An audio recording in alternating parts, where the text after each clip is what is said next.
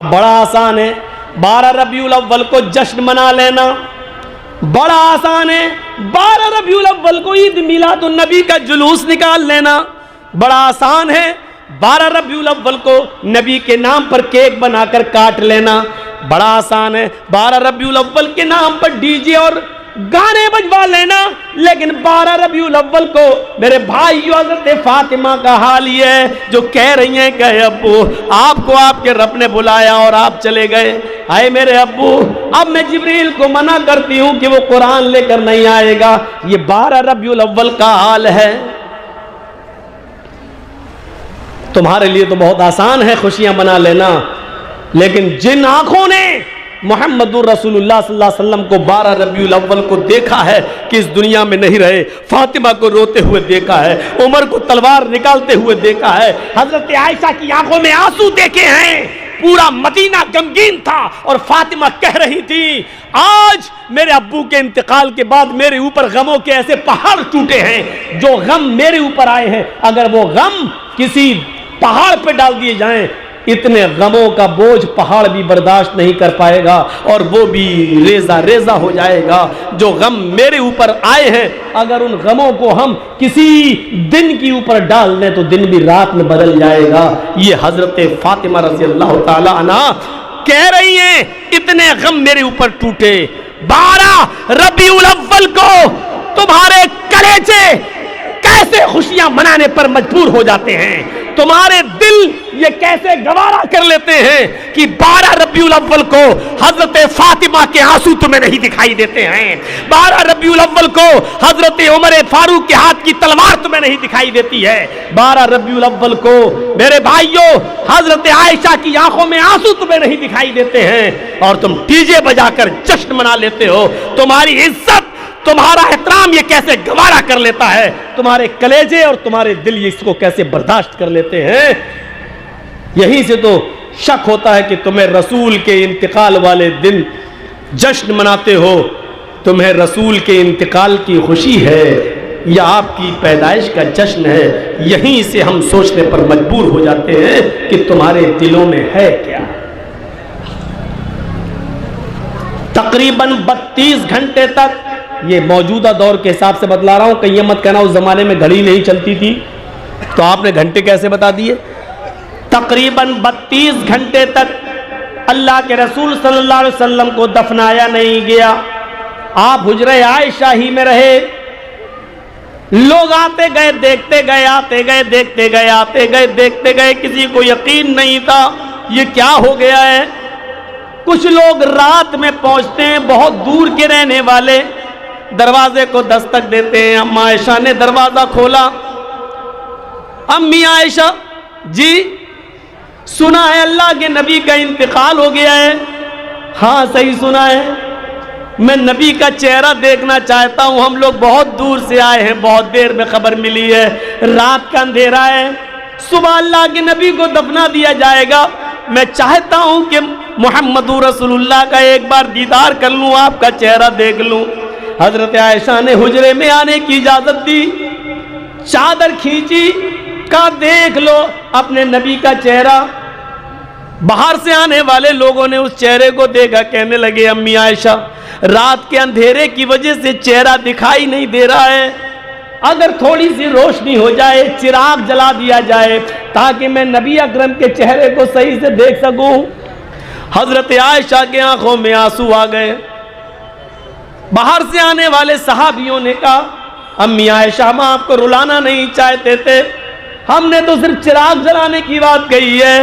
हजरत आयशा कहती है ओ मोहम्मद के चाहने वालों, ओ मोहम्मदुर रसूलुल्लाह से मोहब्बत करने वालों, मेरे घर का इतना इम्तिहान न लो, मेरे घर की इतनी इंसल्ट न करो। सहाबा कहते हैं कि इसमें इंसल्ट की कौन सी बात है, इम्तिहान की कौन सी बात है, हमने चेहरा देखना है और आप चिराग जला के ले आइए।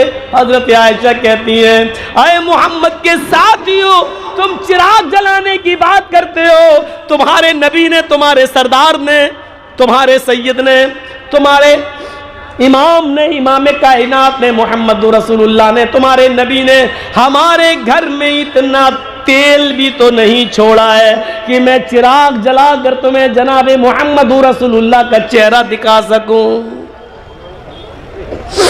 पूरी जिंदगी फिर उसी आखिरत की फिक्र आपको रही, यहां तक के इंतकाल के बाद भी आपने अपने घर में इतना तेल नहीं छोड़ा था कि लो चिराग भी जल सके।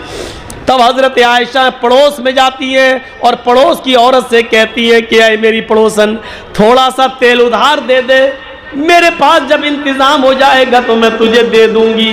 वो पड़ोस में जाती हैं और तेल लाती हैं, फिर चिराग जलाती हैं और लोगों को, आने वालों को नबी का चेहरा दिखाती हैं। फिर इस तरीके से बताया कि देखो, पूरी दुनिया को रोशन करने वाला सूरज अपने घर से जब गया तो चिराग जलाने के लिए तेल भी नहीं था। यही वो नबी जो 3 दिन पहले इंतकाल से तकिए के नीचे हाथ डालते हैं तो 3-4 दिरहम मिल जाते हैं। पूछा आयशा ये क्या है? कहा आपकी तबीयत ज्यादा खराब है, पता नहीं आपको अगर कुछ हो गया तो ये आपके काम आ जाएगी। फरमाया आयशा, इन 3 दिरहमों पर इतना भरोसा करती हो, जो सब कुछ देने वाली जात है उसकी ऊपर तुम्हें कुछ भी भरोसा नहीं है। आयशा, अगर इस हाल में मेरा इंतकाल हो गया और ये 3 दिरहम मेरे पास रखे रहे तो मैं कल कयामत के दिन अपने रब को क्या मुंह दिखाऊंगा, अपने रब को क्या जवाब दूंगा। आपने फिर इसीलिए आखिरत को तरजीह दी, वलल आखिरतु खैरुल लका मिनल लूला, आखिरत की जिंदगी दुनिया की जिंदगी से बेहतर है। और फिर जनाब मोहम्मद रसूलुल्लाह ने आखिरत की जिंदगी को तरजीह दिया। आखिरी वक्त तक आखिरत की फिक्र रही आपको। मुख्तलिफ नाहिये से देखिए, कुरान हमें मौत को याद दिला रहा है, फिर वही कुरान हमें मरने के बाद दोबारा जिंदा होना भी याद दिला रहा है, फिर वही कुरान हमें कयामत के दिन की हौलनाकियों से बाखबर कर रहा है, फिर वही कुरान हमें जहन्नम के अजाब से बाखबर कर रहा है। मैं चाहता हूं एक एक करके इन चारों चीजों की चंद मिसालें आपके सामने रख दी जाएं, ताकि हम अपने मरने सड़ने को भी याद रखें, मरने के बाद दोबारा जिंदगी को भी याद रखें, कयामत के दिन को भी याद रखें और जहन्नम के अजाब को भी याद रखें। और फिर बोरियों के इस जलसे में फिक्र आखिरत के मौजू पर होने वाले खिताब को सुनने के बाद कल से लॉटरी खरीदना बंद कर दें। ये मौलाना साहब को कैसे पता चलता है कि बोरियों में बड़ी लॉटरी वाली बड़ा मामला चल रहा है, जुआ खेला जा रहा है। हमारा समाज, सोसाइटी, मुआशरा, नौजवान खास तौर पर तबका किस तरफ जा रहा है, समझ से बाहर। आइए एक आयत पढ़ूंगा सिर्फ मौत के ताल्लुक से और देखते जाइए। फलौला इज़ा बलगतिल हुल्कूम व अंतुम हीनइज़िन तंजुरून।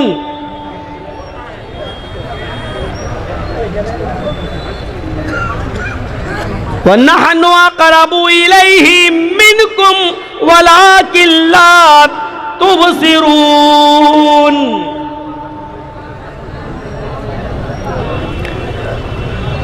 जब ये रूह तुम्हारे हलक तक, तुम्हारे नरखरे तक पहुंच जाती है, ये जब ये रूह तुम्हारे नरखरे तक, तुम्हारे हलक तक पहुंच जाएगी। मौत के ऊपर बहुत सी आयतें सुनी होंगी, सुनिए ये आयत। जब मलकुल मौत रूह निकालता है, कब्ज करता है, तो ये रूह जब निकलती है तो जानते हो पहले कहां से निकलती है? यहां से। आप देखिएगा, कभी किसी मरने वाले के करीब बैठिएगा, जब उसकी सांसें चल रही हो तो आप देखेंगे पहले उसके नीचे का हिस्सा बेकार होता है। ये रूह यहां से निकलती है, पैर के तलवे से, और निकलते निकलते यहां आती है, यहां से यहां आती है, आते आते पिंडली में आती है। वल्तफ़्फ़तिस साक़ु बिस्साक़, पिंडलियां पिंडलियों से टकराने लगती है। रूह और निकलते निकलते फिर घुटनों पे आती है। नौजवानों, बूढ़ों, बुजुर्गों, उलमा भी, जलसा कमेटी के मेंबरान भी, मदरसे की कमेटी के जिम्मेदारान भी, हम मौलवी भी सब इसमें शामिल हैं। और एक दिन हमें और आपको सबको इस रास्ते से गुजरना पड़ेगा। कुछ गुजर चुके हैं, कुछ गुजर रहे हैं, कुछ गुजरने वाले हैं, लेकिन सब इस रास्ते से गुजरेंगे। यहां से रूह निकलती है, घुटने तक आती है, घुटने से निकलते निकलते हमारी रान तक आती है। घुटने से नीचे का हिस्सा बेकार कमर तक पहुंचती है, कमर से नीचे का हिस्सा काम करना बंद कर देता है। निकलते निकलते सीने तक आ जाती है, सीने से नीचे का हिस्सा काम करना बंद कर देता है। फिर ये रूह निकलते निकलते हलक तक आ जाती है। मलकुल मौत रूह खींच रहा है, हलक तक आ गई।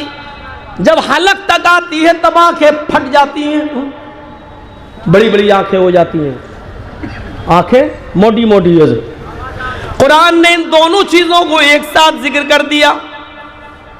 फलौला इज़ा बलगतिल हुल्क़ूम, जब ये रूह निकलते निकलते तुम्हारे हलक तक पहुंच जाएगी, और फिर हलक से निकलते हुए आंख, नाक और कान, इन तीन रास्तों से रूह निकलती है। जब इन तीनों रास्तों से रूह निकलने लगती है तो इंसान मरने वाला अपनी आंखों से मलकुल मौत को रूह निकालते हुए देखता है, उसको ले जाते हुए देखता है कि रूह निकाल कर ले जाएगा, और उसके इर्द गिर्द बहुत से फरिश्ते बैठे हैं। कुरान ने उसी चीज का नक्शा यूं खींचा है, व अंतुम हीनइज़िन तंज़ुरून, ऐ दुनिया वालों, उस वक्त तुम इस रूह को निकलते हुए अपनी आंखों से देखोगे। खरीदो लॉटरी, पियो शराब,